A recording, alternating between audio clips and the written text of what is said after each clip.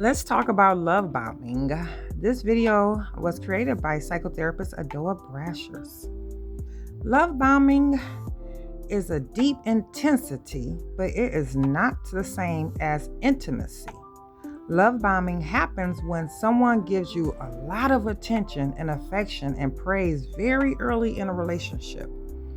It can feel so good and exciting, but it often masks control, insecurity, or manipulation.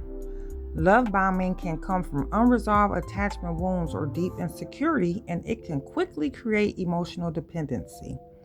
In therapy, we slow the pace, reality check behaviors, and explore self worth beyond external validation. Love bombing often precedes trauma bonds or codependent dynamics and is sometimes mistaken for real love.